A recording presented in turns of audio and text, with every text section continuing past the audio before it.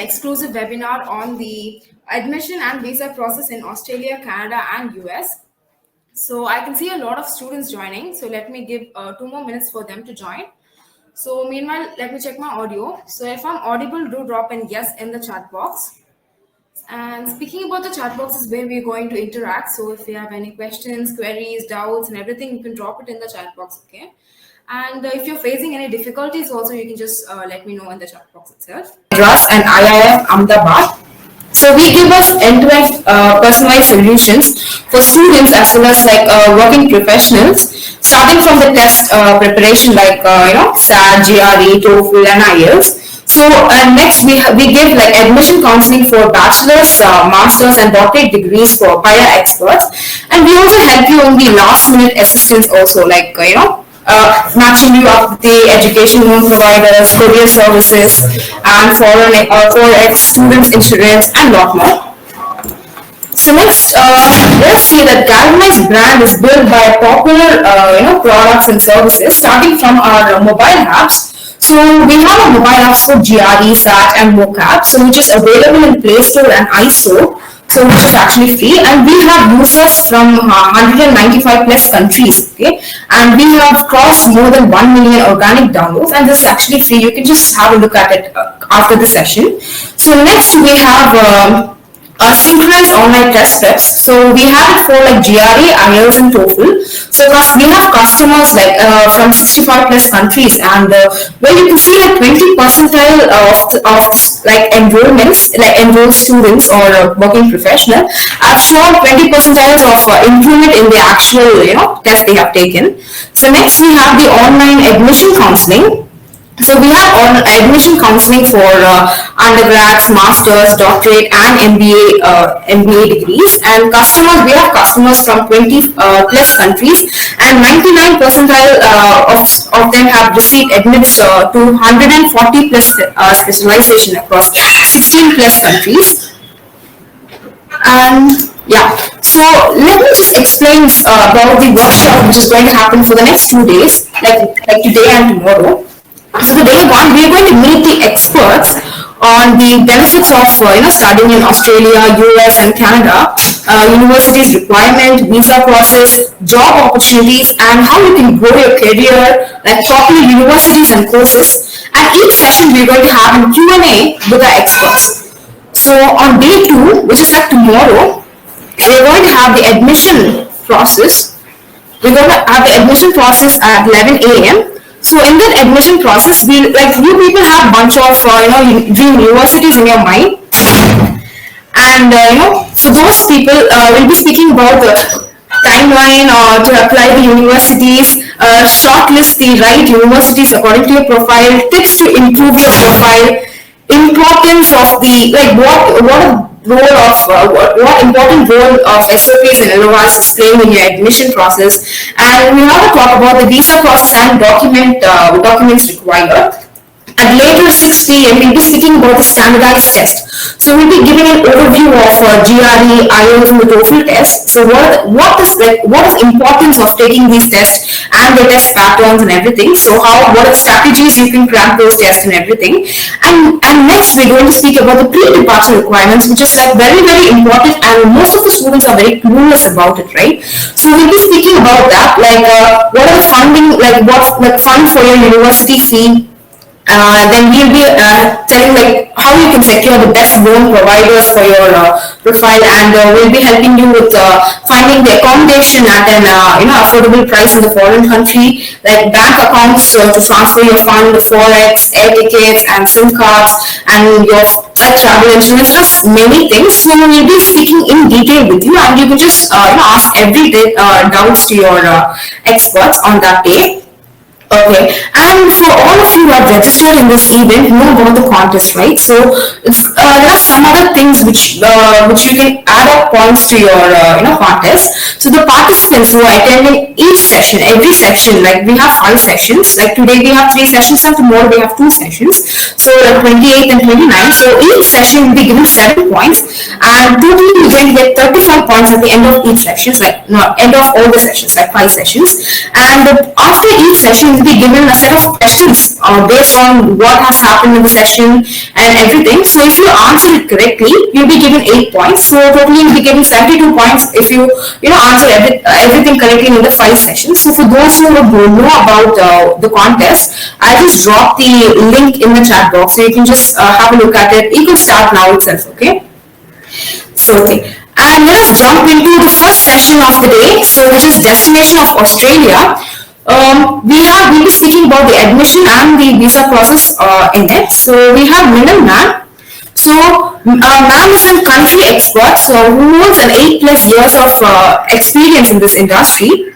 Under her belt, she has dedicated 4 years in overseas education, with excellent understanding of Australian education system, including Australian universities, their ranking, their niche programs that they offer, entry requirements, scholarship, and GPE expectations throughout a career. So, ma'am has set thousands of students to achieve their dream of studying in Australia. It's a pleasure for me to welcome you, ma'am. You can just take it over from here, ma'am. Ma'am, are you there? Yes, thank you so much.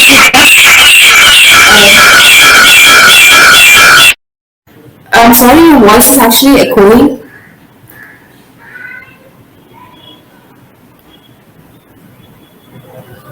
Okay, guys, you can just take a pen and paper. You can just be ready. Like there's some audio issues going on, I guess. So you can just take a pen. You can just recall all the questions you've been having for so long in Australia. What are the universities you have to you are thinking of? How I will get them admit from that universities and everything. You can just take a pen and paper, or if you want, you can just drop it in the chat box now itself. While in the PPT itself, you might get the answer. If not, with our experts, Ms. Minal ma'am, you will get the answer. Yeah. Hi Geeta, so sorry for the disturbance. Am I audible? Yeah. Is it better now? Yeah, better. Super, ma'am. Okay. Yeah. So hi everyone, my name is Minal. So I would like to welcome all of you in today's session, which is all related to Australia visa process. I would really like to thank Galvanize team for arranging this webinar. So I hope you all are set. So let's get started with the session now.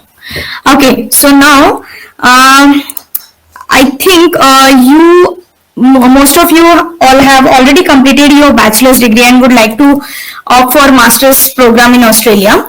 So Australia is a very popular destination among international students. So study in Australia first. I'll start the presentation now. Everything you need to know, what we will cover in the presentation is everything you need to know before applying in studying in Australia. So now what everybody knows, what is Australia famous for? It's famous for kangaroos, cricket, and then the beaches. But another thing is Australia is also famous for world-class education. So now we have taken some facts and figures which is available in the Google also. You can search this details from Google. The thing is, international student graduates in all over the world which are graduated from Australia are approximately 25 lakhs. International students which are who are already studying in Australia are 7 lakhs, and Australian universities offers various courses, like including 22,000 approximate courses that they offer. Then approximately 1100 educational institutes are there. Countries from where student comes to Australia are more than 100 plus, like from China, India, Pakistan. Most of the international students are there in Australia. If we talk about the satisfaction scores for living and study experience in Australia, then it is more than 90%. This is the estimate figure. Then we all know that Australia already have 15 Nobel Prizes, and specifically I would like to mention this, that most of these Nobel Prizes are specifically in the research field, physics, chemistry. You can search that this information is already available on the Google. Then 7 of the best student cities in the world. This is also there. Then out of if we talk about QS World Ranking, then most of the top international universities or institutions are listed there, and if you talk about Australian universities, then out of all the universities, 7 universities are already listed in the top 100 universities in the world. Next, how many universities are there in Australia? So now there are 43 universities in Australia, out of which 38 are public, 2 are international universities, and 3 universities are private institutions. Then if we talk about the geography of Australia, then this is, if you see the Western Australia, there is a Northern Territory, South Australia, Queensland, New South Wales and Victoria, and the small island is there, which is Tasmania. So now if we talk about the universities, then most of the universities are based in Queensland, New South Wales, Victoria, and only one university is there, University of Tasmania, which is based in Hobart, which is in Tasmania. So we represent most of the Australian universities. We'll cover this in the next slide in the presentation. So Destination Australia. So in Australia, the top 8 universities have created a group, which is a group of 8 universities in Australia, and they are the University of New South Wales, University of Queensland, Monash University, which is based in Melbourne, the University of Western Australia. This University of Western Australia is located in Perth. University of Adelaide, which is in Adelaide. Adelaide is the regional location. Everybody knows about it. Then there are if we talk about top 200 universities in the world, then University of Technology Sydney, University of Wollongong, RMIT University Melbourne, then the University of Newcastle, which is itself located in Newcastle location, Curtin University, which is in Perth. Only 2 universities are there in Perth. The one is the University of Western Australia, which we have already covered in the previous slide, and the Curtin University. Then Macquarie University, this is based in Sydney. Then top 300, if we talk about top 300 universities in world, then Queensland University of Technology has secured a position in top 200. Then Deakin University is also very famous. Most of the Indian students prefer to go to Deakin University, Swinburne and RMIT University, but all the universities are best. Otherwise, the University of Tasmania, which is based in Hobart, Swinburne University of Technology, then Griffith University is also there. Popular Australian cities, then Sydney, Melbourne, Brisbane, Perth and Adelaide. These are the popular Australian universities. Most of the Australian institutions or universities are based in these locations. How good really is the education system of Australia? Now we will cover this in the next presentation.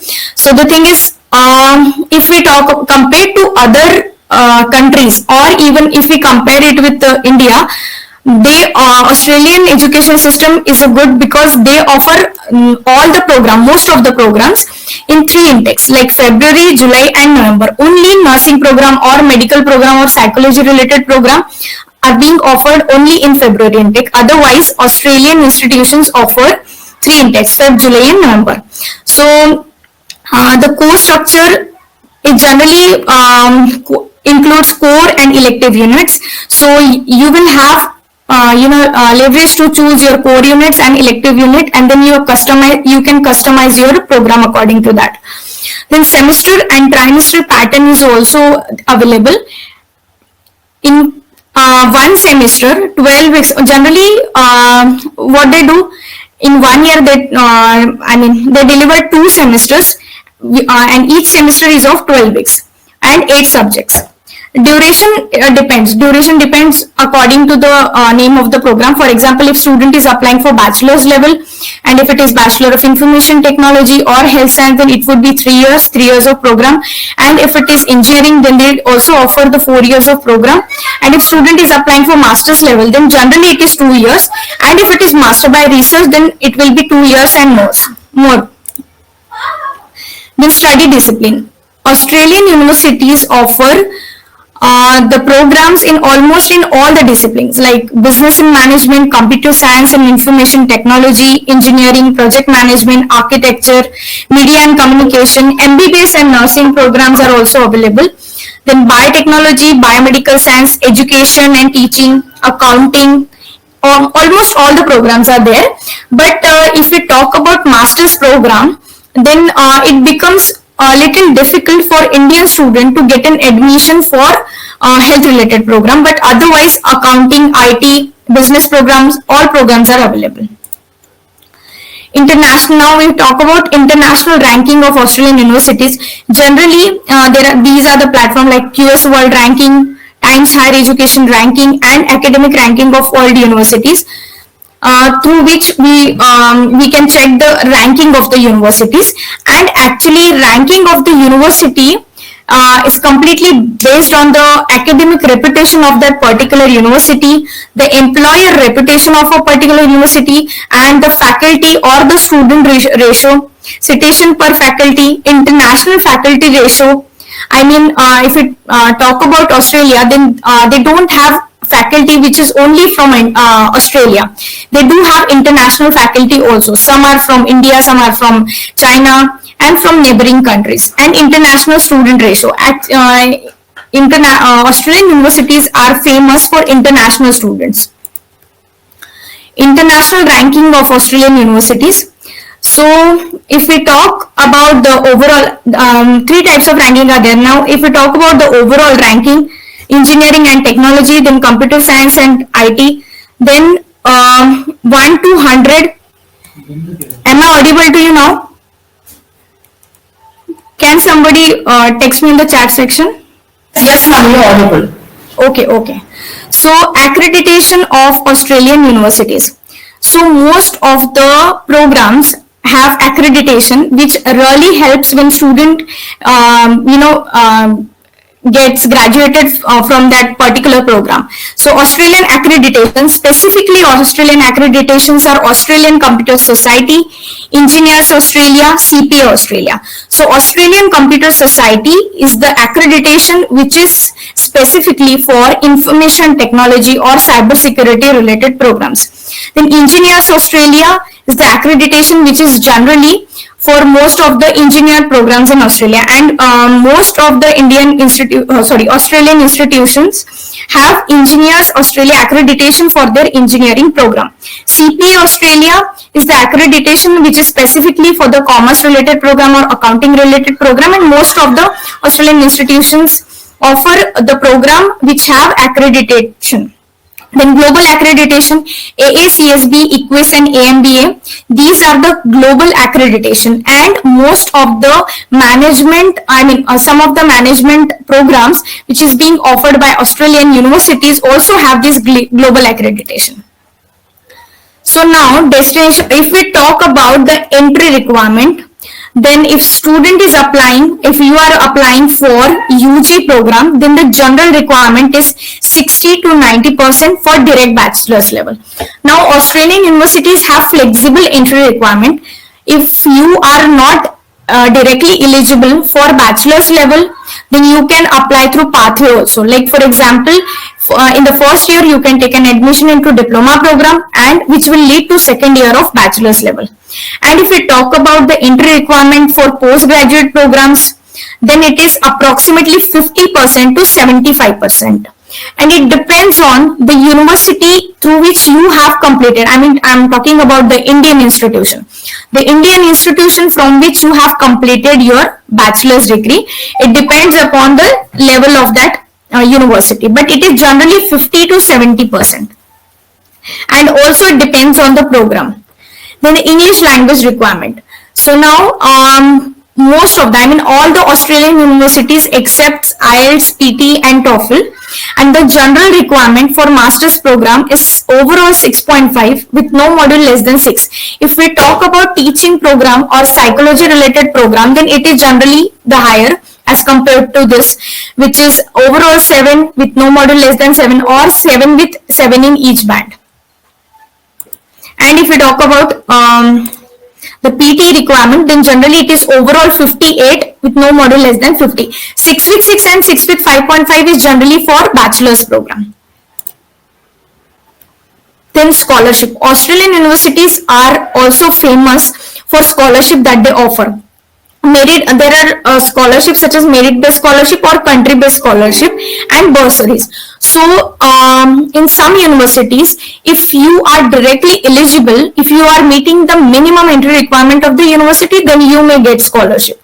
That's how they do offer. But otherwise, in some universities, they have their certain criteria of merit. So if the minimum entry requirement is 50%, the criteria may be for scholarship would be 60% or more than that, then you may get scholarship. But generally they do offer 10% to 100% scholarship. And now the 100% scholarship is very competitive. So you need to submit an essay, and you need to portray you need to address some questions like why you should get considered for that scholarship and other related topics. So if you are eligible, then you will definitely get that. But otherwise, they do offer scholarship in the range of 10 to 30% or 10 to 40%. As per the recently news that we have gone through, the Australian government has invested over 300 Australian dollars international student. It's a huge. So Australian universities generally offer all the support that international student expects when he or she reaches Australia. So now you will get academic support. If you are feeling that you need some more assistance, then you will get assistance from your lecturers. Then peer assisted learning, like you will get assistance from your seniors. Then they also offer personal support. If you are feeling homesick, then you can take assistance from personal support that they offer. Then career development. In career development, they conduct the special sessions who are specifically learning the particular program for career orientation. They also help in improving the career and employability services. Then now, the most important thing. Now, you would have gone through the presentation in which we have covered the overall thing about the Australia, the universities, the top universities and everything. Now we will cover the most important part, which is how to apply in Australia.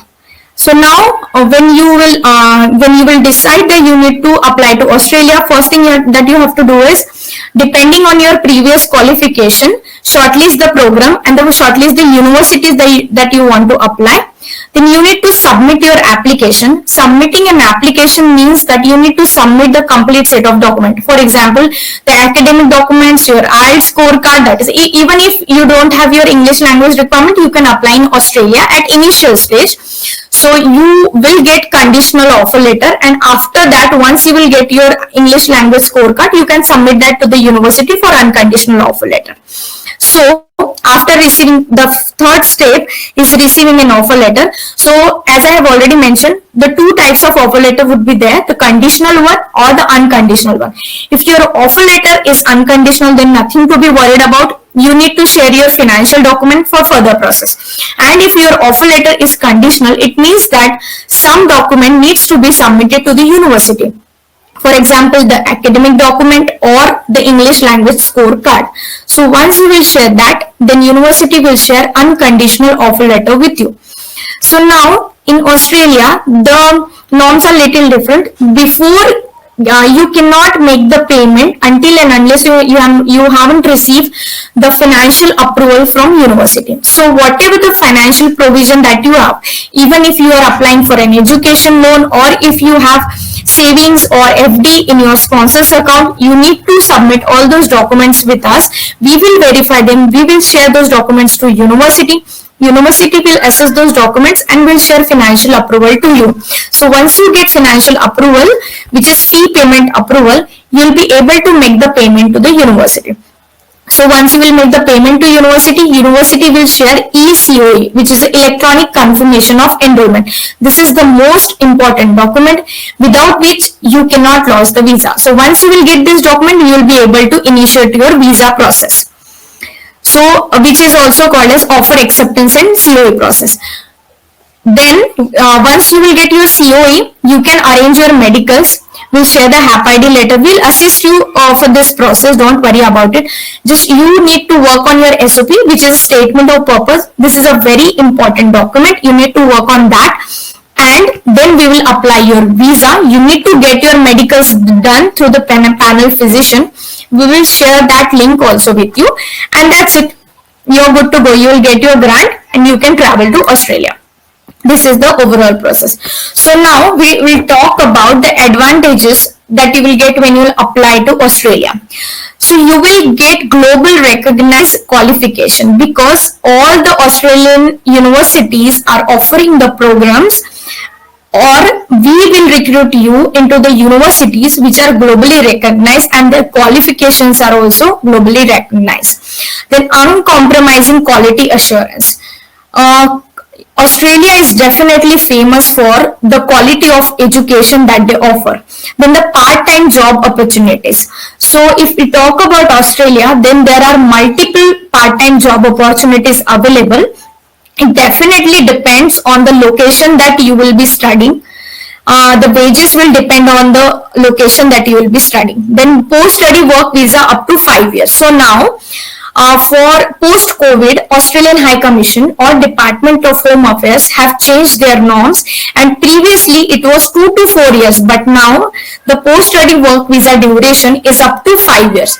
So I'll explain some more details about this. Like if you will apply for 2 years of master's degree in Australia, so after the completion of your 2 years of program, you will be initially eligible for 2 years of post-study work, 3 years of post-study work visa. Now, if you are applying for masters, if you are applying for bachelor's, then initially it would be 2 years. And then if you are applying in a regional location, then it will be 1 more year. And if you are applying in a core regional location, then it may go up to 5 years. And Australia is definitely a safe place for international students. They also offer permanent residency option. Like once you will finish your master's degree or bachelor's degree, after that you will be eligible for post-study work visa, which is subclass 485. And if you continue to do that, you may apply for permanent residency in future. Then it's a hassle-free application or visa. Definitely it's a smooth process if you know the exact step-by-step process. Then flexible entry requirements. Entry requirements are definitely flexible because the minimum entry requirement for master's level is 50%, 50 to 70%. Then documentation are also minimal. Like you just, while submitting at initial stage, while submitting the application to university, you just need to submit academic documents along with the IELTS scorecard and your passport, and you're good to go. If you don't have IELTS scorecard, or if you don't have last semester mark sheet or degree certificate, you can apply for conditional offer letter also. University will give time to you to submit those documents for unconditional offer letter. Then application fee waiver. There are very few universities where you need to submit application fees while you need to pay application fees while submitting the application. Otherwise, most of the Australian universities doesn't have application fees. It's definitely a life-changing experience. So we have covered most of the topic, I guess, for Australia. So now it's time for Q&A. So Yeah. Yes. So guys, if you have any questions regarding anything about universities, the process, and anything about anything, you can just drop it in the chat box. So we will, our expert Minal ma'am will be explaining to you regarding that. yes, certainly. Yeah. So any questions, guys? Yeah, we have. Okay, so yeah, I can see in the chat box there is one question from Anand Preet Kaur.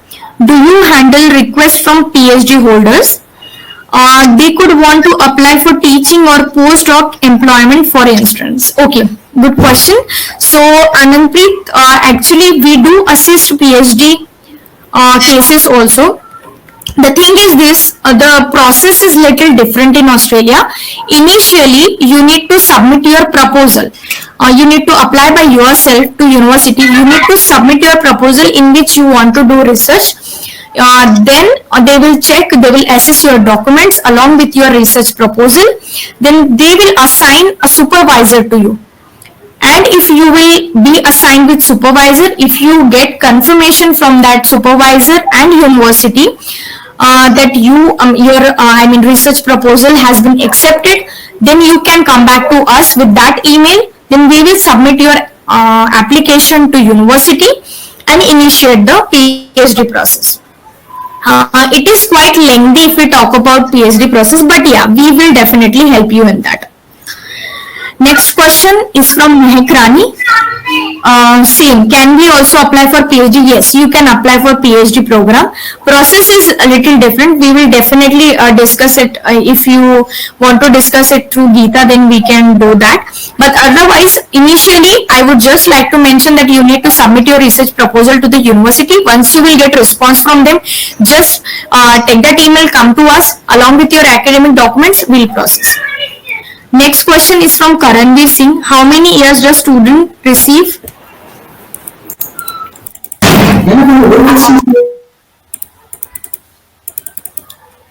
Karanveer, could you please type your question again? It seems to be incomplete. Then the next question is from Ajit Kumar. Did they provide any stipend for MTech? No, not really for MTech program. Stipend is generally for research program or the master by research program. PhD program or master by research program. But yeah, they do provide internship. They do offer internship, and sometimes the internship would be paid internship. The next question is from Chandralekha. Ma'am, what must be the approximate amount that should be in the bank account for the admission process? If we talk about Chandralekha, if we talk about the admission process, so it depends on the program that you are applying, but generally it is 30 to 35 lakhs, including the tuition fee, living expenses, your OHSC, which is Overseas Student Health Cover, and travel expenses for 1 year. This all the expenses would be for 1 year. So it is approximately 30 to 35 lakhs, and this amount should be 3 months old. If you are applying for education loan, then the recent education loan is fine, but otherwise, if you are showing the amount in your savings account or FD, then it should be 3 months old. Yeah, we have one more question in the Q&A, which is like, yeah, there are 2 years. 2 years. Yeah, see it right now. Yeah, so ma'am, as there are 2 years to get my bachelor's degree, so if we prepare and clear IELTS right now, so is it possible that? Yes, it is possible, Lokesh, but the thing is this, that once you will get your IELTS scorecard, that IELTS scorecard will be valid only for 2 years. Okay, but otherwise, if you are, ideally, I would suggest you to apply for Australian universities when you are in your last semester. Okay. Guys, do you have any other questions to ask? I hope that's it. So thank you so much for patiently explaining everything regarding the Australian admission process, the career opportunities, and everything. Thank you so much, ma'am. Thank you so much, students, for listening. Thanks a lot, Geeta. Thank you, Gautam, also. Yeah. Thanks for arranging this session. I hope, guys, you have enjoyed it. So if you have any query, please let me know through Geeta. Okay. Yeah. All right, Geeta. Thank you so much. Thank you so much. Okay, guys, let us jump into the second session, which is on the destination of Canada and the admission process and the visa process. And for it, we have, Ankita ma'am. So ma'am holds 5 years of experience in overseas education field. So ma'am provides Canada counseling for students in education fairs and everything. So ma'am also helps in Canada process training for new joiners. So ma'am help in verifying and filling the visas for students and checking the statement of purpose for the students for application and visa. So it's a very good pleasure for me to welcome you today, ma'am. Yeah, you can just take it over from here, ma'am. Thank you so much, Geeta, for giving us a brief introduction. Yeah. So let's get started with the. I hope all is questions. Sorry, am I audible? Yeah, now it's audible. So start talking. This image which is in front of you is Toronto, which is the popular city in Canada. Next is the map of Canada. So basically Canada is divided into territories and into provinces. So if you could check above British Columbia, starting from Yukon to Nunavut, all these three are the territories. And just below that, from British Columbia till Newfoundland and Labrador, all these are the provinces. For Canada, we are having three territories, which are Yukon, Northwest, and Nunavut, and rest other which are there in the current slide are the provinces. And most of the crowd are interested to into the provinces and not in the territories, just because of the temperature is very low. Then the cities. So we all know like Vancouver, Halifax, Toronto, Montreal, Calgary, and Winnipeg are the popular cities. So talk one like Toronto. Toronto is Canada's largest city and the world leader in finance, business, technology, entertainment, and Ma'am, sorry for interrupting. Your audio is like crackling in between while you're speaking, ma'am. okay. So should I repeat it from the beginning? No, you can just continue. I just want to tell you. Yeah. Okay. So the starting with Toronto. So Toronto is Canada's largest city and a world leader in areas like business, finance, technology, entertainment, and culture. And it is also a good city, livable city for the students. But yeah, considering the living expenses, so it is little bit expensive if I have to compare it with a city like Timmins or a rural city or town in Ontario province. Then talking about Vancouver, so Vancouver is a city and a quite vibrant. It's the kind of city where students can live at a slower pace of life but still get all the benefits students would expect from living in any major global city. It do have a great nightlife, diverse and exciting restaurants, and a huge variety of shopping options. Then we are having Halifax as the popular city. So Halifax is the business center and region and boasts one of the deepest harbors in the world, making it a major transportation center on the Atlantic seaboard. So whenever we generally get any students who for programs like oil and gas, then petroleum, environment or supply chain, so the institutions which are located in Halifax do offer such programs. The student complete a bachelor's degree or a teacher diploma from Halifax itself, the student will be having a good job opportunities in that same locality. Then talking about Montreal, Montreal is a city which has been a destination for many immigrants and is widely considered to be one of the North American cosmopolitan cities.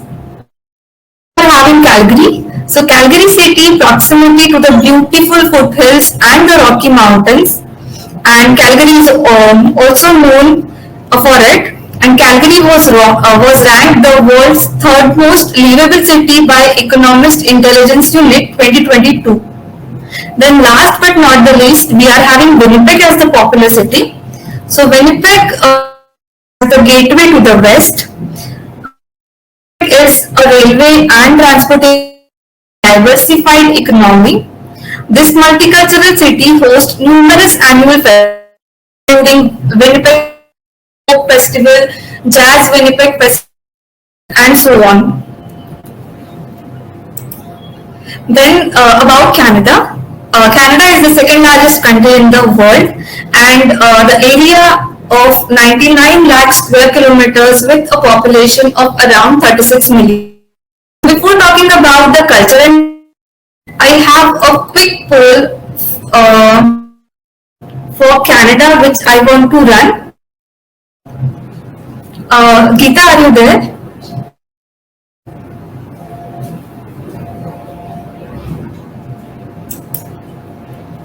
So I have just started the poll for one of the question. So I hope you are getting it in front of your system. So please tell me what is the capital of Canada? Question, ma'am. You have What is the capital of Canada? So I hope all of the students have answered question, and let's who has answered the correct one. So Toronto is like some of the consider Toronto as the like 33% of the attendees. Then Bangalore city, which is considered as a capital, like 15% of the attendees. Some of them have answered correctly. It is like Ottawa. 51% has answered it correctly. So Ottawa is the capital of Canada. Now get back to our presentation. Culture and society. We all know Canada is known by its multicultural society. So Canada is a country wherein they are inviting students from all around the world. India is not the major market from where they are getting the students, but they do get some students from other countries as well, like China, Vietnam, Philippines, Sri Lanka, Bangladesh. So in a class size of 20, you can find some students from India, some other regions as well, which makes the room a multicultural society, wherein the student can get a good exposure to get communicate with them, get to know about their culture and all. Canada is a land of immigrants. Some students do have an intention to settle there, like to get the PR, and they will be settled there as a Canadian, as a PR holder. So Canada is also known about it. Then it is also a most industrialized country of the world. And then Northern Canada is known for gas and oil exploration, while Eastern Canada agriculture, forestry, fishery. Ontario and Quebec are known for industries, and Canada is a aerospace, pharmaceuticals, telecommunication, biotechnology, and many more. Canada's currency is Canadian dollar. So one Canadian dollar is approximately equals to 59 or 60 rupees. And last but not the least, almost 80% of the population of Canada lives within 250-kilometer border with the US. So the major preference for the student generally goes to Vancouver because it is very near. Then why study in Canada? Talking about the first point, which is affordable education. Affordable in which sense? So the tuition fees for Canada is approximately 15,000, which is around 9 lakhs. So 9 lakhs is the tuition fees for a 1 year of diploma program and 15 to 16 lakhs for a bachelor. So it is comparatively affordable if I'm comparing it with the US education or UK. Then students are also getting the possibility of internship while they are studying.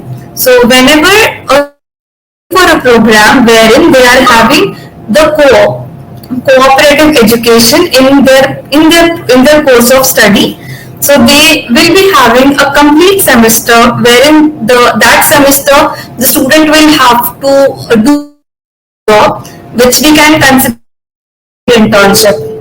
Moreover, for that semester the student have to pay to approximately rather 8 to 10,000 for that semester. Then Canada also provide post-study work visa options and good job opportunities after completion of studies. Then qualification valued around the world. Let's say if the student is going for a PG diploma or a bachelor's degree in Canada, the qualification the student will be completing, and if they are returning back to their home country, it will be a level up for them when they are applying for any job. Canada is healthy and they do have a very safe community, and the most important thing, like the student also have a possibility to get the permanent residency. Now, benefits of studying in Canada. First one is low cost education. For Canada, we doesn't require GMAT or GRE if you want to go for an MBA program or a technical engineering related masters. But yes, if you want to go for a university which is very ranked university, so they might ask you at or an equivalent GRE. But in rest other cases, of it, SAT is not required at all for the bachelor's degree. If any of the student has degree, IELTS scores are accepted by all the institutions. So the preferable test in Canada is IELTS, and MBA is available for students with no experience. So if a student is not having an experience and he has just passed out in 20, or let's say the student is completing their bachelor's in 2023, we still have options for MBA. Whenever a student is applying for a college, letter of recommendations are not required, and the application for visa is completely online, and generally for Canada there is no visa interview. Then process flow for Canada study visa.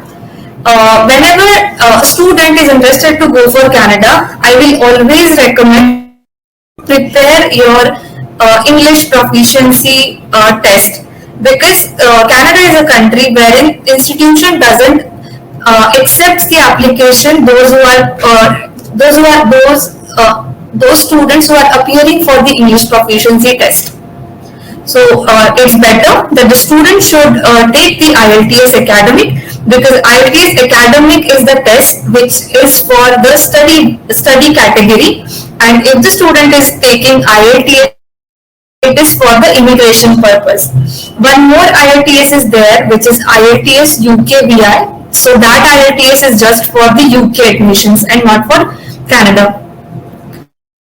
The IELTS scorecard ready with you, you can start. So if you are having the complete documentation scorecard, we can apply for you for the admission. For Canada, if any of the student is applying for a college, it generally 3 to 4 weeks to give a decision. And whenever a student is applying for a master's degree, it could take minimum of 2 months as well. So once the student, and yeah, for Canada, don't apply for one institution. It is always better that you should apply for institutions, so that if you are not getting an offer letter from one institution, you will as a backup. Then GIC account application documentation. So once you get the LOA, you will have to do a tuition fee payment, and simultaneously for the living expenses, if you want your student should apply under student direct stream, then GIC, which is guaranteed investment certificate, is mandatory. So is required to cover the leave.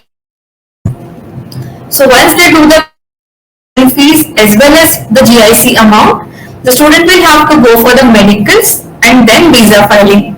So this is the process flow for Canada study visa.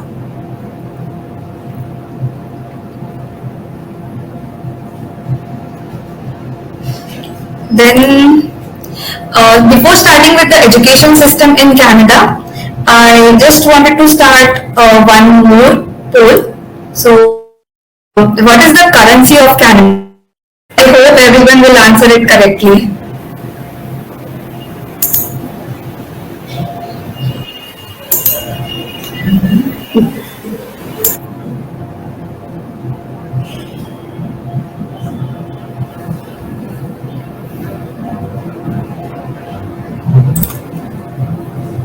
So almost 87% attendees have answered it correctly. So the currency for Canada is Canadian dollars. So moving towards our presentation again, education system in Canada. Education in Canada is generally funded and managed by provincial government of Canada. Basically, we are having two types of institution. One is and one is community colleges. Universities can be public or private. Community colleges are public.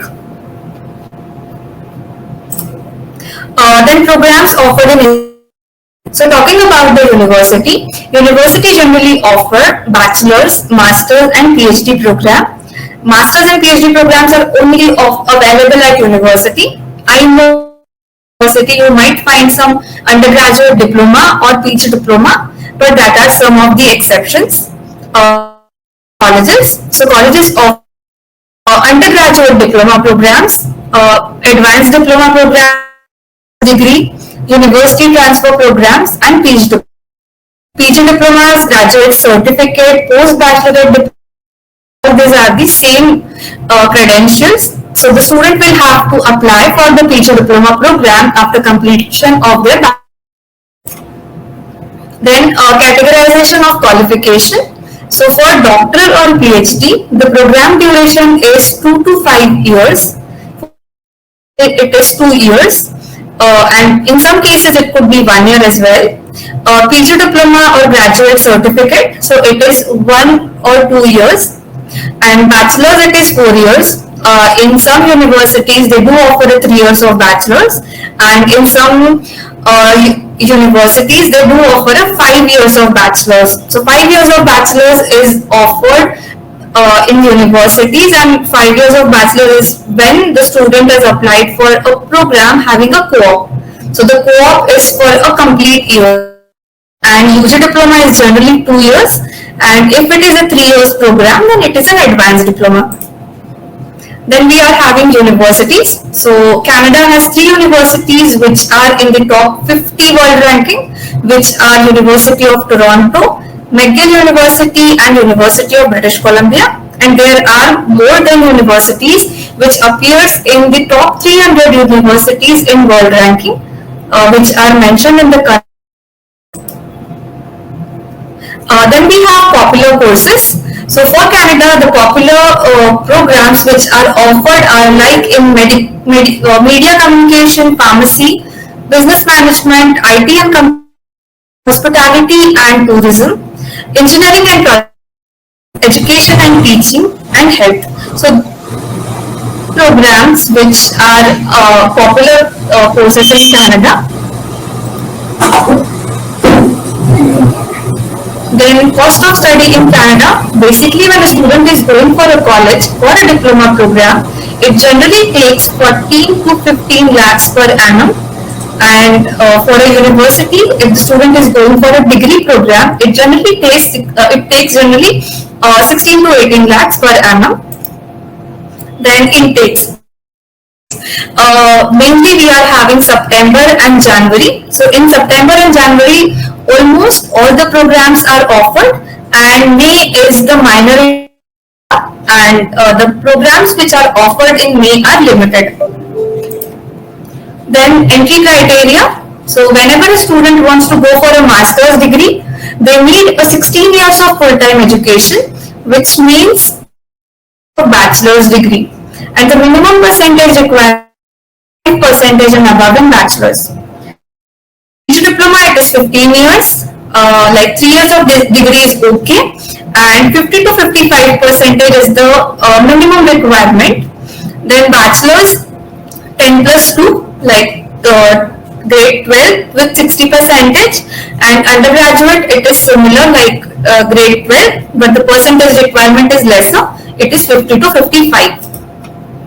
Then for Canada, requirement is there for PG diploma and bachelor's, 6.5 overall with no band less than 6 is required. Some programs might have a higher requirement. For diploma, it requires with no band less than 6. For Canada, some Canadian institutions do accept TOEFL, PT and Duolingo, but student can file a visa with IELTS, TOEFL and PT. Duolingo is not a valid test to apply for the visa. And I want to highlight one thing, like IELTS is acceptable by all the institutions, so it is better that the student should appear for IELTS exam. Then required for application, so 10th and 12th IELTS passport is the minimum requirement if the student is going for a diploma or a bachelor's degree. When the student is going for a PG diploma, then the bachelor's mark sheets are required. And if the student is applying for a master's degree, then resume, 3 letter of recommendation and statement of purpose.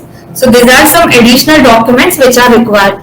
Letter of recommendations can be an academic one from a professor, dean, professor, or the student can also arrange it from workplace. Then work permit is the criteria for international students to work in Canada. So work permit for students. So whenever the student is having a vacation, the student can work a week, and when I'm so sorry, academic session, at that time the part-time job, and the part-time job should be 20 hours per week and not more than that. And whenever there is, the student can work full time 40 hours per week. The wages range could vary province by province. The study permit holder should academic, vocational or professional training, and it should be more than 6 months, which should lead to a degree, diploma, certificate at a designated learning institution. Then co-op and internship programs. Many of the programs have inbuilt internship of 1 or 2 semester, which provides an opportunity for the student to get first-hand exposure and experience in relating to his or her area of study. So main difference in co-op and internship is like co-op is generally for a semester or for more than that, and it is almost paid. But considering the internship, it is for a lesser period like 15 days or 30 days, and it could be paid or unpaid. Then post-study work visa. So Canada is also known for post-study work visa. So all the international students who have graduated from a designated learning institution are eligible for post-study work visa to gain valuable work experience. Now, how to get eligible for post? So the first one is the student should apply for a full-time program which should be minimum of 8 months. If the program is less than that, then the student is not eligible for it. The student should have completed and passed the program of study, and the student have to apply for the visa within 180 days. Student should have a valid permit, study permit when applying for the post-study work visa. And one more thing, there is no restriction on the type of employment and requirement of a job. And the student is applying for a post-study work visa. If the program duration is less than 24 months, then the student will be getting the post-study work visa application. Giving you one example, if the program is 16 months, then 16 months post-study work visa the student will be getting. And if the program duration is 20 and above, like 2 years and above, will be getting up to 3 years of post-study work visa, which means the student will be there in Canada for 5 years. Then student direct stream. Student direct stream. So student direct stream is a visa category for Canada. So this is introduced in Canada to just streamline the process and give the visa decision as early. So for SDS, there are some. The first one is to a full-time program at university, college, institute or CJET, which is a designated learning institution. IELTS score of 6 overall with no band less than 6. If the student has PT or TOEFL, the student is not eligible to apply under SDS. And if the student is having 5.5 also, in that case, the student is not eligible. The student will also have to purchase a special guaranteed investment certificate of 10,000 Canadian dollars to cover the living expenses for the first year of stay in Canada. Then a proof of tuition fee payment for 1 year, and upfront medical examination at least 1 week before submission of the visa application. The student is meeting all these conditions in case the student is eligible to apply under student direct stream. Then talking about the advantages, so it is just to streamline the visa process, and for SDS, the student doesn't require to show the income tax return document. And yeah, if the student is applying for a 2-year program, there is no requirement to show additional financial documents for the second year of tuition fees and the expenses. And generally for SDS visa, within 20 days, like 20 days, and those students who are requirement of SDS, the visa will be under general category, and the processing time for general visa category will be 6 to 8 weeks. Then total cost for a diploma for 1 year. So taking the cost from IELTS, fees and airfare from India to Canada, around 15, and then we are deducting earnings of the student. Like if the student is earning approximately 7 lakhs, then the total expenses for Canada is 9 lakhs for 1 year. And then scholarships. So scholarships in Canada are quite competitive, and they generally check the students' academic and exceptional scores. Some of the university, we don't have to apply separately for the scholarship, and in some cases the student might have to apply specifically. The scholarship amount is very less. It could be around starting from 500 Canadian dollars to 10,000 or 15,000 Canadian dollars. Yeah, the scholarships are also competitive. And at a master's level, it is very difficult that the student should get the scholarship. Then job placements. So job placements are there. Every university and colleges have their training and placement cell, which help in their CV and interviews. They also them for the mock interviews. Institutions do job fairs in which various global companies are participating, and it is quite likely that the student enrolled in any co-op program is in their respective companies. Then source of finance. What can be the sources of funds to study in Canada? So the student can self-fund themselves, and the parents can be the sponsor for them. Spouse, siblings, paternal and maternal grand also be the sponsor for them. Loans from approved bank is acceptable. If the student is having a saving account and the funds is 3 months, so that is also acceptable in Canada. Then fixed deposit, PPF, GPF, all are acceptable. Mutual funds, property are not acceptable as source of finance. Then we do have some application fee waiver for Canadian institutions. So all the lists are in front of you. If any of the student, if any of you is interested to apply for Brock University for an undergraduate like bachelor's program, then there is 100% application fee waiver. But unfortunately, there is a deadline, like till 31st we can apply. So if you want to apply for Brock University, just so that we can apply you. This is the end of the presentation. Yeah. You guys have any questions regarding the Canada universities, the admission timing, timelines, and everything? You can just drop it in the chat box. So Mom will explain to you now.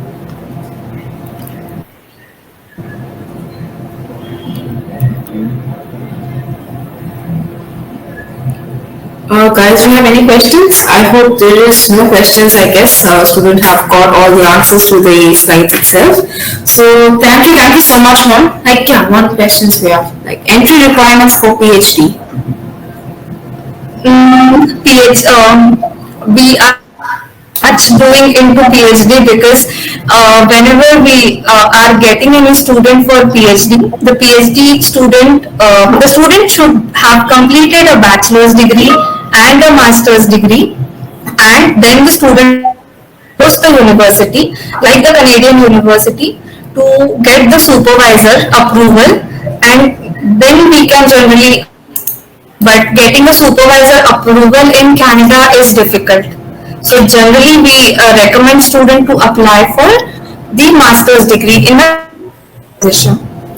Okay, ma'am. The next question is, I would like to switch my career from SD to business management.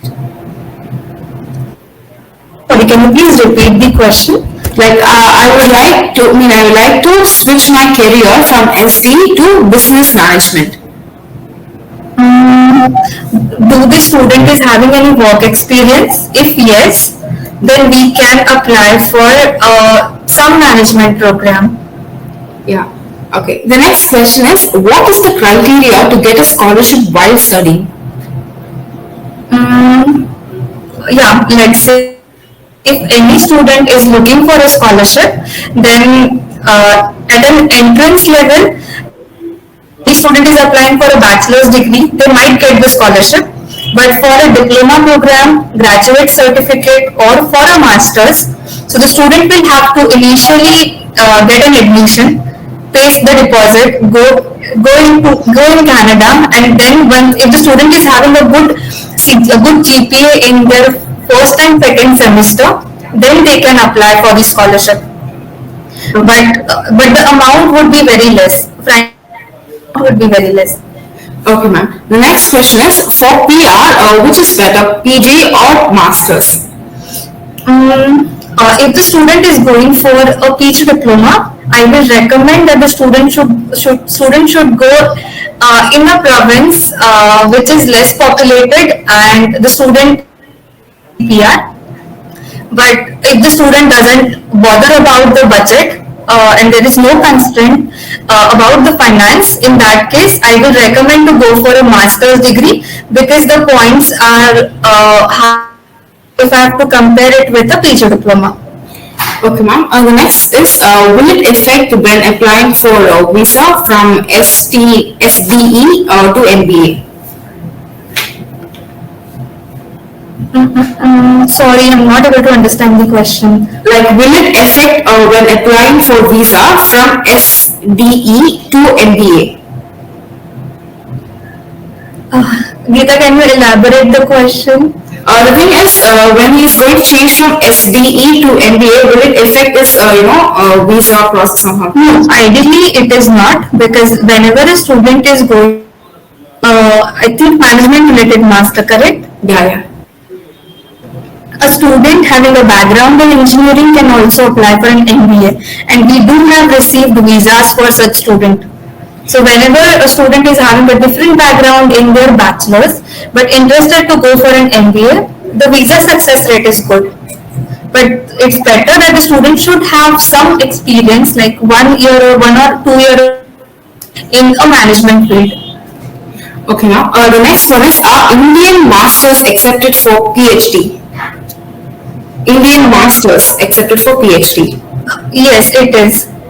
Okay. The next one is, what type of work will be rewarded in Canada for the Department of Electronics and Communication Engineering?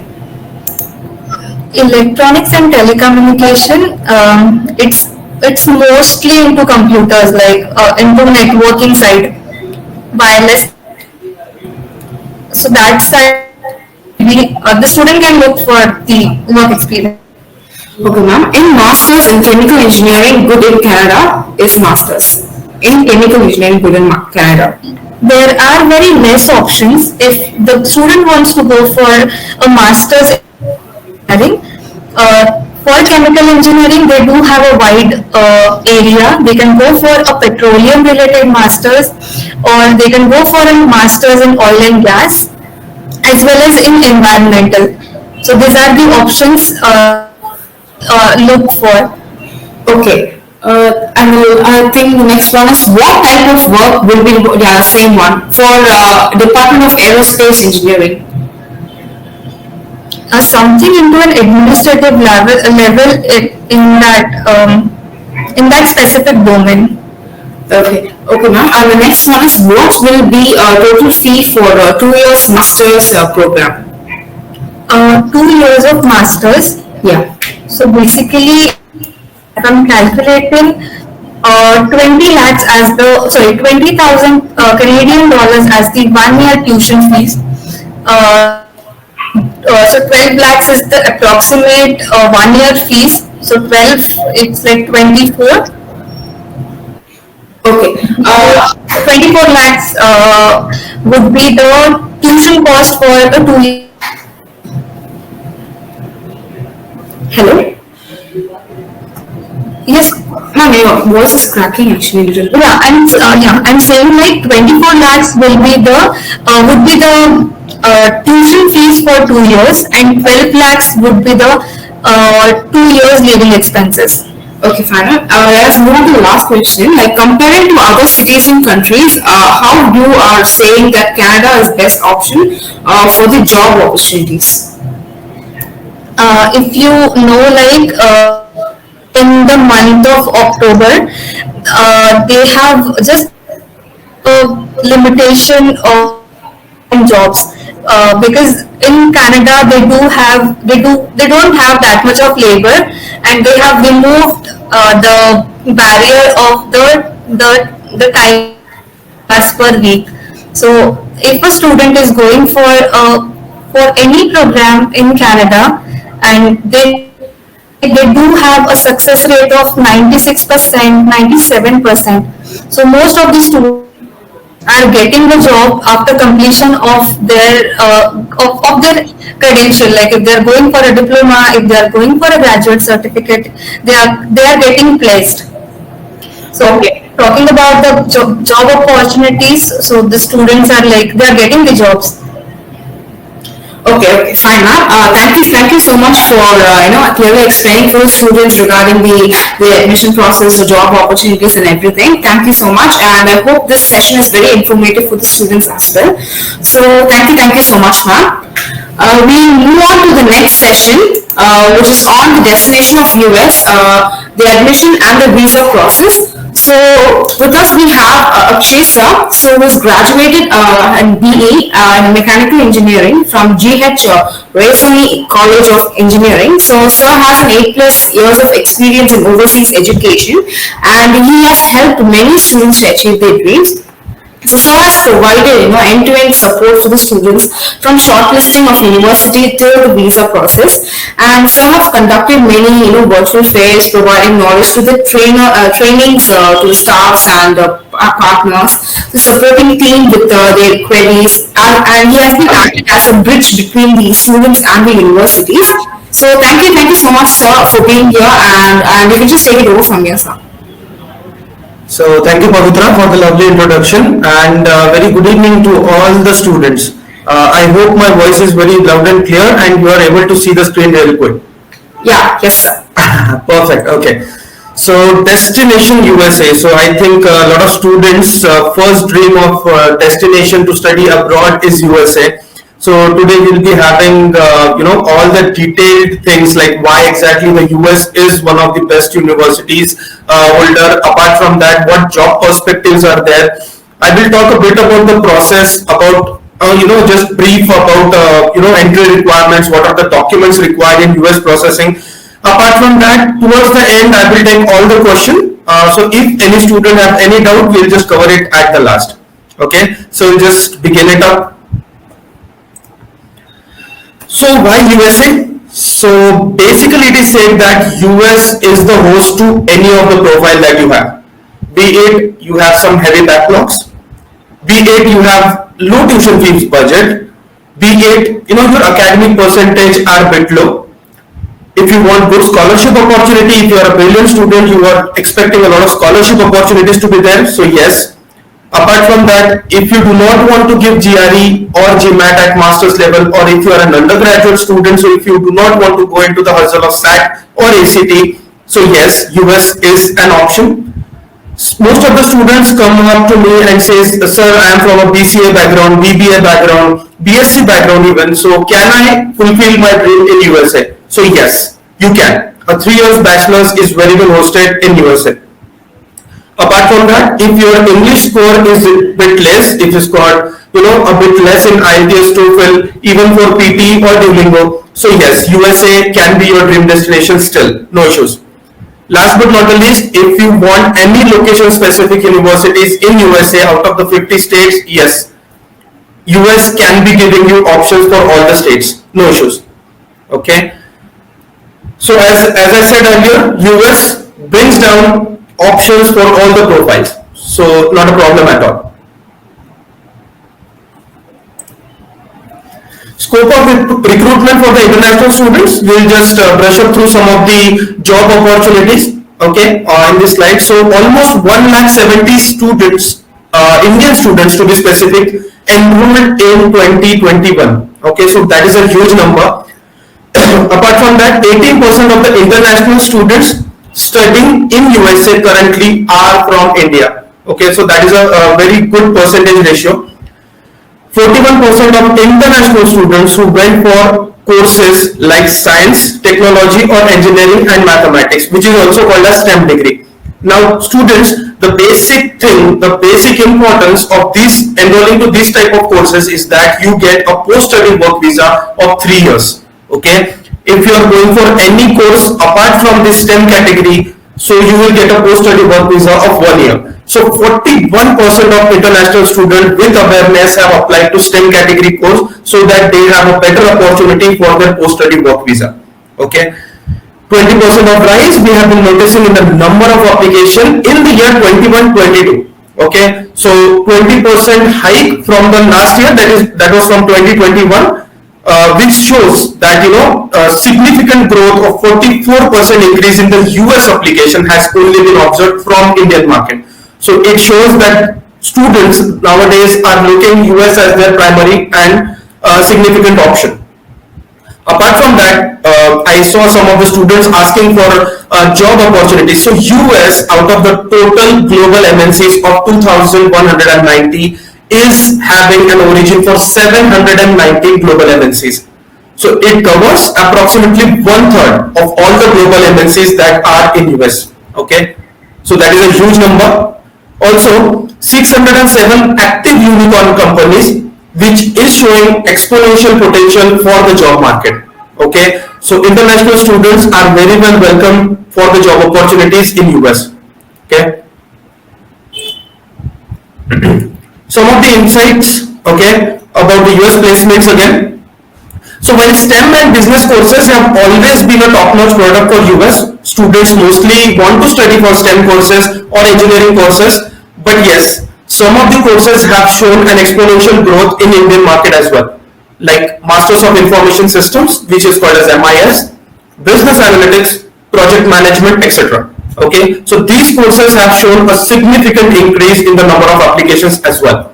Okay, so just a traditional approach, like if I'm a computer science student or an engineering student, I should apply for US. So that trend has now set off. Okay, so most of the students right now are more observant and looking for better courses as well.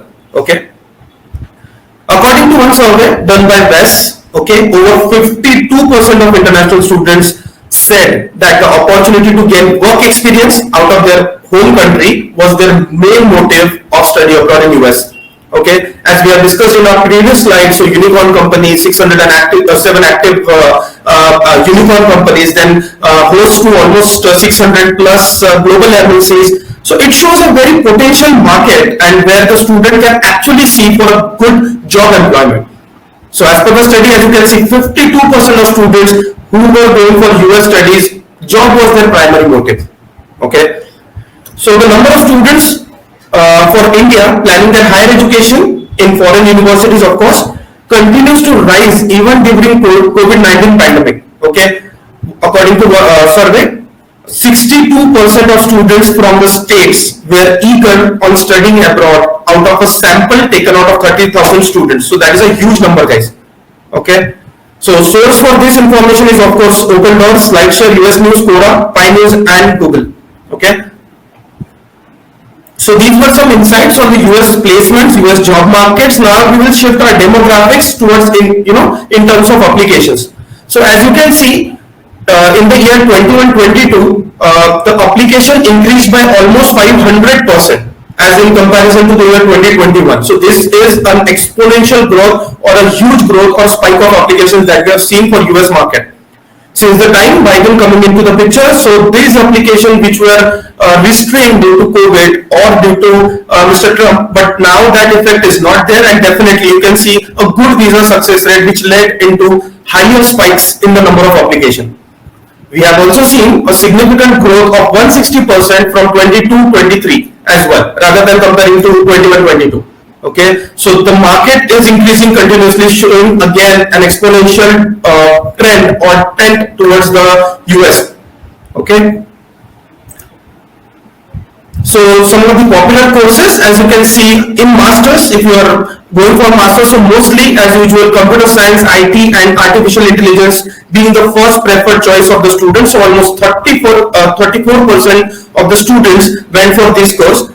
26% of the students chose engineering, 15% of some of the other courses, then 8% towards business and management courses, data science and business analytics, as we have seen that these are the potentially booming courses in Indian market. So 7% of the student wants to go for these courses. Apart from that, 6% of the student went for health and pharma related courses, and last but not the least, 4% of the student went for business analytics.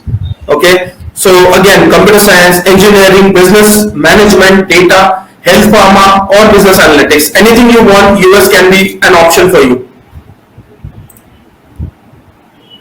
When you consider popular courses in bachelor's, so out of the total size, 30% of students went for engineering. Sizable amount of 26% of the students out of the total who went there were for computer science, IT and AI, that is artificial intelligence. 18% of the students went for certain other courses, 11% were for business and management, data science, data analytics, again 6% of the students chose this as their course, business analytics with 5%, health and pharmacy related courses 4% of the students went. Okay, so out of the total bachelor size, definitely engineering, computer science, IT, AI, business, data, business analytics again, and health and pharma are the courses. Okay, so why we are one of the best in the study abroad industry? So we have an exclusive tie-up of 234 US universities. So there are 50 states in USA. So we have a representation in 44 states. We have an extensive experience of 23 years. We have skilled, trained, experienced team which will lead and which will help every one of you for your end-to-end support. Okay. Let's discuss something about the US process flow, how exactly it works. So basically, once your profile is with us, we help you with the shortlisting. We help you with the application processes of all these universities. Later, there is a documentation process required for US universities. Different set of documents are required. So we help you within that as well. Then we help you with the follow-ups of your offer letters and so. Once you get the conditional offer letter, we help you with your financials so that your I-20 documentation is very well prepared and you get the I-20. So I-20 is basically the official offer letter based on which you can just apply to the US visa. Last but not the least, we also support you in the education loan. One of the important parameters that most of the US counselors don't support you with is the visa mock. Okay, so we help you with the visa mock preparation as well. So totally end-to-end support. So whenever you want a shortlisting, application, documentation, your offer letter, then your I-20, education loan, and towards your visa. So we help you in a complete bracket of end-to-end support. Okay. Okay, so let's go a bit quickly through the entry requirements. So what type of students can ambitiously look for US as their option? Okay, I have bifurcated the requirements into two divisions. So one has named it as mandatory requirement and second one is the optional requirement. So undergraduate part, we can see academic percentage. Even if you have 55% and above, we are happy to take your case. English proficiency, any one of the below is required mandatorily. IELTS, TOEFL, PT or Duolingo. If you are giving IELTS, a minimum of 6, TOEFL as low as 64. PT, even if it is 48, we are happy to take up the case. Duolingo 100 plus.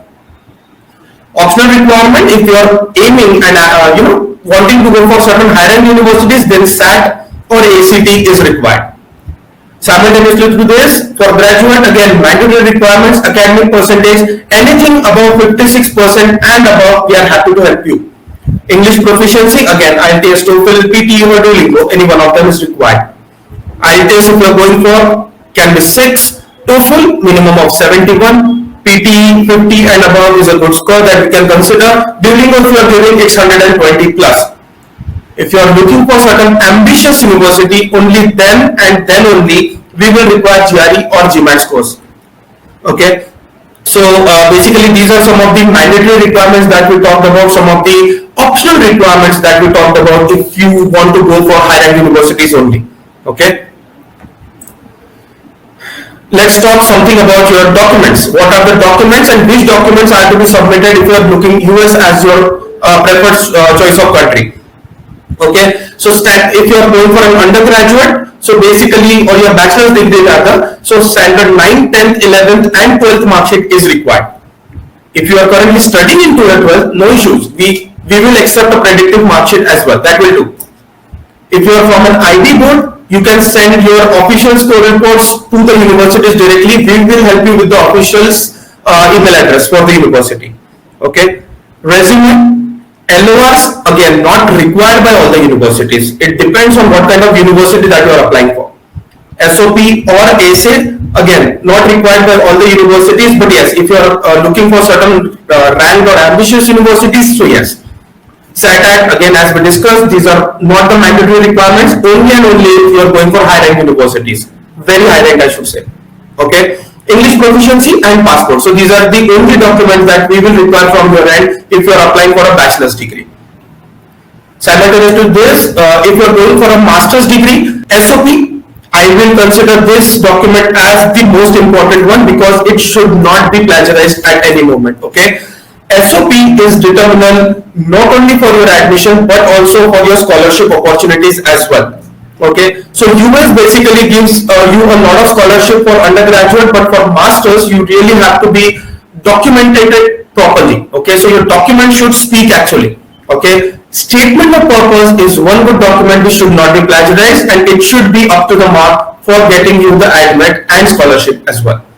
Resume, LORs, passport, consolidated marks memorandum. If you are a recent pass out, then a provisional degree. If you are completed your degree more than 2 years, so your original degree will be required.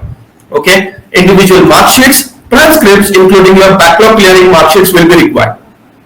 If you have not completed your last semester, then the mark sheet till 7th semester or second last semester will be required. Again, English proficiency scorecard and GRE or GMAT only and only if you are going for very high rank universities. Okay. So this was all about the documents that are required at undergraduate and graduate level.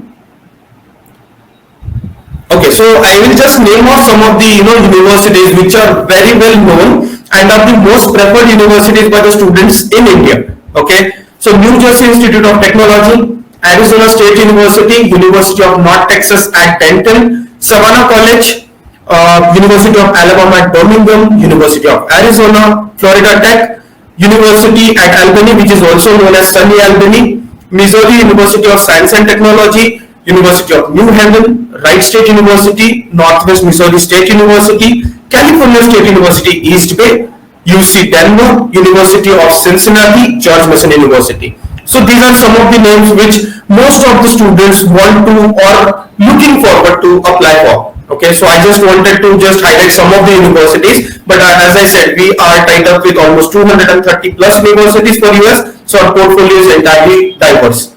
Okay. I will also wanting to go through some of the visa process real quick. Okay, so once you get the I-20, there are 3 websites that we need to take care of. At the first instance, we have to go through a DS-160 website, which is on the link ceac.state.gov.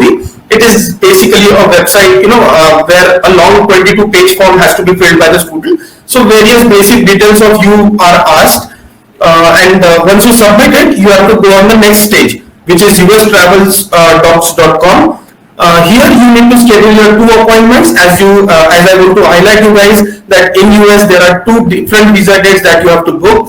One is for your biometrics, where your thumbs, your retina is scanned and a photo and picture of you is clicked. Okay, so that process is done at OFC, and the process is called as biographic and digital photograph presentation. Okay, so this is the first date that you have to book. Second date is the US, for your personal interview. So you can book at any destination, be it at US Embassy, which is at New Delhi, or any of the 4 consulate like Mumbai, Chennai, Kolkata, or Hyderabad. Okay. Last but not the least, you have to pay the series fees, which is also called as I-901 fees of $350. Okay.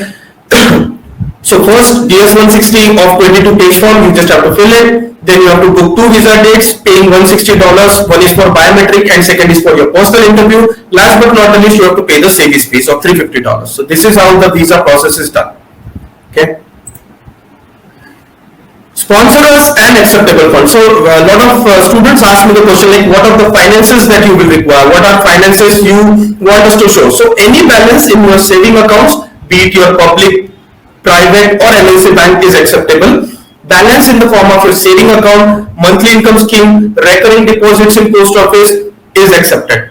Fixed deposits with banks, yes, accepted. PPF, GPF, EMPF or CMPF, EPF or CMPF are accepted. Loans from any of the type of bank like nationalized bank or private bank is fine, no issues with us. Okay, so these are all the acceptable funds. Now a lot of you might have asked what are the funds that are required. Okay, so if you are going for any undergraduate degree, so I will say roughly around $55,000 you have to show. Okay, if you are going for a master's degree, okay, so you can show roughly around $45,000. Okay, I'm talking about USD, US dollars. Okay, I'll repeat this statement again. For undergraduate degree, go for a bank balance certificate of or a balance of $55,000. If you're going for a master's degree, then that amount will be $45,000. Okay. Okay, so this one is an interesting thing. So a lot of students ask me this question, like what are the job opportunities, and also the employment is diversified into 2 types. One is the on-campus employment. Second one is the off-campus employment. Off-campus employment is again bifurcated into 2 parts. One is CPT, that is curricular practical training, and second one is OPT, that is optional practical training, or you can also call it as post-study work visa. Okay, so let's discuss them in a bit brief. So on-campus employment, so you can go for any of the positions like teaching assistantship, research assistantship, fellowship, or hourly employment like food services, library. You can become an event coordinator, you can become a laboratory assistant, and a number of roles. Okay, you can work on campus 20 hours per week during the study time. You can also work full time, that is 40 hours per week during your holiday breaks like summer holidays or winter holidays. Okay, that's how you can work. Now off-campus employment, CPT and OPT. Curricular practical training students is nothing but you can consider it as a type of internship. Okay, once you completed 2 semesters of your studies, that is 9 months. One semester in US studies is approximately 4.5 months. Okay, so once you study for 2 semesters or 9 months of studies is completed, so you become eligible for doing CPT. Now the basic thing for CPT is that it should be in the core of your studies. Like if I am a computer science student, my CPT has to be under computer science division only. Okay, you can consider it as an internship. It is mostly paid, and the credits are awarded to the students for doing CPT. The only catch for CPT is that its time should not exceed 1 year. Okay, so I'll just repeat this again. It is a type of internship. You become eligible after you complete 9 months or 2 semesters of your studies. But only one thing, your CPT time is not to be more than 1 year. Okay, so that is the only thing. Again, CPT can be done less than 20 hours per week, or it can be 20 hours or less than per week as well. So more than 20 hours or less than 20 hours as well you can do. OPT, again, it is very streamlined. Suppositively, your course study, whatever the course that you have chose, is lying under STEM category, that is science, technology, engineering or mathematics, so your post-study work visa will be of 36 months. Okay. If it is not, then your post-study work visa will be of 12 months. Suppose a student who is applying for say computer science or engineering or any of the course lying under science, technology, engineering, mathematics, he will get a post-study work visa of 36 months. Suppose if you are going for any course like business administration or anything related to non-STEM category, your post-study work visa will be given to you, but it will be of 1 year, that is 12 months. Okay, so these are basically the work rights that we have talked about. Some of the exceptions of US processing that you need to understand and make sure if you are applying to US processing. Okay, so these are, you can say, a reminding kind of slide. Okay, so basically there are three things basically that we need to understand: score reporting, letters of recommendation verified by the recommendees, and third is the bank balance certificate. Okay, so basically if the university requires GRE or GMAT or SAT ACT or any of the English proficiency, that university can require official score reporting. Okay, so a scanned copy of your IELTS, TOEFL, PT or Duolingo will not suffice. In that case, you have to ask your hosting body to officially score report this to the university. Okay, so that we have to very particularly look for. Okay, second point, now what exactly it is: letters of recommendation at master's levels is required mandatorily, that's what I've told, but the recommendees have to verify. Okay, so suppose I am a student, I have submitted a LOR to the university, perfect, not an issue, but that recommendation has to be verified by the recommendee as well. How to do that? That is very simple. The recommendee will get an official email from the university side with a link. The recommendee just have to click on that link and submit yes, I verify. So for that process as well, lot of files are not completed with due diligence. So this is an exception of US processing. Last but not the least, at the time of application, only say 5 to 6% of the universities will ask you for a bank balance certificate. At that moment, we have to give this bank balance certificate to them. Okay. So these are basically the three exceptions of US processing. Bank balance certificate again is not required by all the universities, but wherever it is required, so at that moment we have to process the application with this bank balance certificate itself. So we have to make sure that these 3 points are very well addressed and acknowledged when we are doing our application, so that turnaround time for getting the offer is very quick. Okay. Again, US provides a lot of scholarship for undergraduate level. At master's level, I have told you, like, you have to be very strong on your documentation. SOP, that is statement of purpose, will get a lot of attention from the university. Okay, so on that paper, you have to work really hard. Okay. So again, I think most of the basic things that we have covered today. Apart from that, I'll just brush up the session what points we have covered. So we have covered our entry requirements. We have seen about document checklist. We have seen why US is the preferred destination for most of the students aspiring for studies abroad. We have seen some demographics of the US processing. We have seen some popular courses. Apart from that, we have seen the visa process, the work rights, what courses to choose for, okay, how I can get the maximum OPT, that is maximum post-study work visa, what are STEM degrees. We have also seen a bit of glimpse of visa processing as well. Okay, we have also seen some of the popular courses, popular universities that are famous in India. So I think we have summed up the session at the end. Now I am opening the session for the Q&A. Any of the questions you have, please feel free to ask me in the chat section or the Q&A section.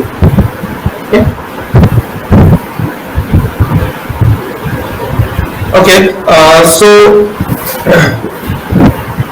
the first question, I think it's from Harshal. Is it difficult for getting F1 student visa? No dear, it is absolutely not. In fact, we help the students in getting F1 student visa with the visa mock practices. Okay, so we help you guys in preparing your visa mocks. There is a bit of nervous things when you have to encounter a visa officer. So that tension, that things we make you habitable of, and we help you in the visa box a lot. So there is no difficulty as in in getting the F1 visa. So don't worry. What will be the total fees for masters in USA? So basically in masters, approximately 40 lakhs Indian rupees you can consider. Okay, I'm talking on the higher end, obviously. So the tuition fees will go up to 40 lakhs. Okay.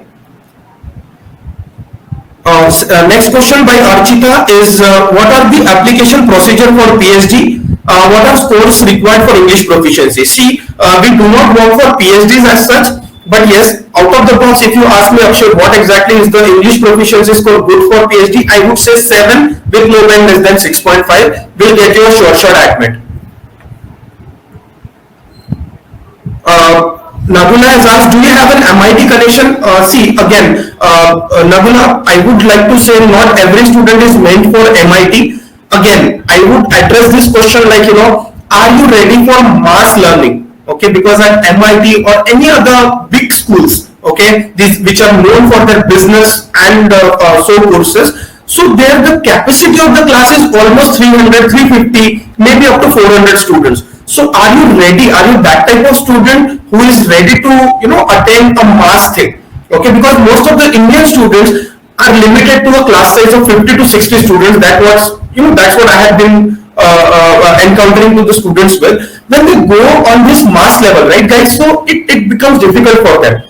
So not only MIT is the first preference, I understand, of course it's a brand, it's a name, but it's up to the student as well, like what kind of education they want.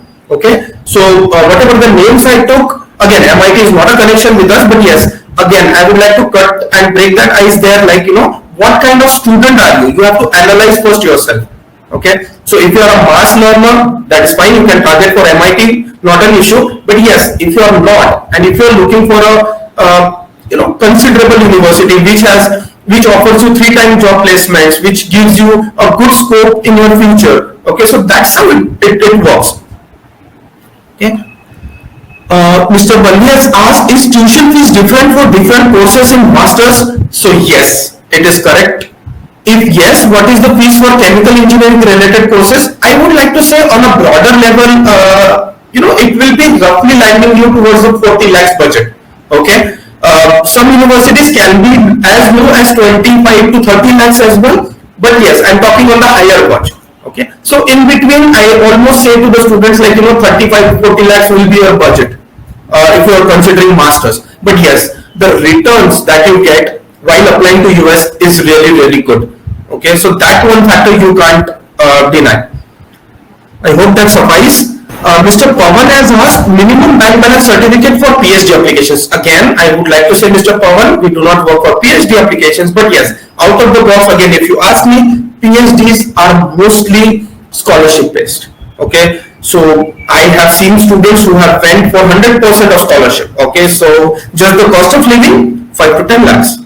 Okay, so if your profile is good, you can feel free to go for full scholarship. Try to, even if I will guide you for this, and my advice, if you tell, go for entire scholarships if you want. Okay. So Ronnie has asked, what scholarships are there for masters, and can we work and study simultaneously having BTech degree? Yes, I have seen a lot of students who right now do not want to leave their job because surety on the study abroad thing is not there mostly. But yes, I have seen many of the dedicated students. Recently, I have encountered one student who was working with Amazon as a full stack developer, if I'm not wrong. So he did a splendid job. He scored almost 320 odd GRE score, and considering his IELTS, he was working on it. He was yet to give it, but yes, considering work and study for study abroad simultaneously, you can definitely do. At US, however, under CPT, you are bound to work, okay, because those may be credit bearing options as well for your CPT. So yes, definitely. Regarding your first question, what are the scholarship types? So it's mostly merit based, Ronnie. Okay, so if your profile is really good, they will offer you good amount of scholarship. That is for sure. So KS has asked, is mechanical engineering is good in demand? Yes, absolutely. Any engineering course you take it's US. Okay, so be it mechanical engineering, relative portion, relative course maybe engineering management, manufacturing again is going into boom. It's totally in demand. Okay, I hope I suffice that question. Next question is by Mr. Sai. What is the preferable proficiency test for colleges for masters? Is it IELTS or TOEFL? See, okay, so IELTS or TOEFL, anyone you can give, both are accepted in US. So if you give IELTS, I can give you options even if you have IELTS 6. Even if you have TOEFL as low as 71 out of 120, no issues, we are happy to help. Okay. Bandi has asked if is jobs in chemical engineering related groups good in USA, can we get a job immediately? See, again, I would quote it like this, like, is job getting in India easier? I would say no, okay, because it's very limited to the person, right? And it's about like how well you have performed into your curriculum, okay, and how you suffice yourself as a perfect candidate for that job nomenclature. Okay, so based on your things and your way of understanding, yes, jobs are in abundance, but yes, your profile has to be perfect suit and perfect thing for the engineering. Okay. Okay, sir. I guess if we have, you have covered most of the questions, questioned by the students. Mm-hmm. So I'll just give a quick recap of the workshop. Okay. So today we have seen, met our experts regarding the benefits of the Australia, Canada, and US. We have seen the requirements, visa process, the job opportunities, and how we can, grow our career in those universities and in that countries. So popular universities and their courses, and lastly we have Q&A sessions with our expert. So tomorrow we are going to have another session on the admits to your dream universities, where we are going to speak about the timeline to apply the universities, the shortlisting of the right universities to your profile, tips to improve your profile, what an important role SOPs and LOR plays in admission. And lastly, we're going to speak about the visa process and the documentation required. And lately at 6 p.m., we're going to speak about the overview of GRE, IELTS, and the TOEFL tests, the importance of taking these tests and the test patterns, so strategies to crack those tests, and the funding opportunities, to get the university fee. We'll just help you to, find your, match for your loans and all. Funding opportunities and everything. So we help you in how you can create your bank accounts, transfer your funds for forex, high tickets, and SIM card, your travel insurance, and etc. So everything will be covered tomorrow. So I hope we meet in the next session. And we also have the contest in this workshop. So most of you know about that. I'll just give a quick recap of that. So for all the participants. Participants attending all the sessions will be given 7 points in each session, and totally you will be given 35 points.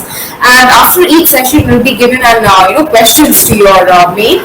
So in that way, when you answer everything correctly, each session you'll be given 8 points, and totally you'll be given 72 points. And the top winner will be given a scholarship worth 5 lakh of services from our company. And for those who didn't know about this contest, I just dropped the link in the chat box, so you can just click the link and you can just have a look at it. So and that's it for today. So these are the questions. These are the details of Galvanize Global Education. So you can just take a note of it, or we also have it in our website. You can just have a look at it there. So thank you so much, sir. Is there any other questions for the students? I can see a lot of the questions have been answered already, and there are no more questions as such. But anything else, if you want, I'm always available, as you know. Okay. Yeah, Perfect. that's fine, sir. So thank you so much, sir. Always welcome. So I'll head off, and thank you so much for all the joinees, and thank you, Pavitra, for hosting it really good. Thank you. Yeah, thank you so much. We all meet in the next session. So thank you. Have a good day. Yeah. Bye.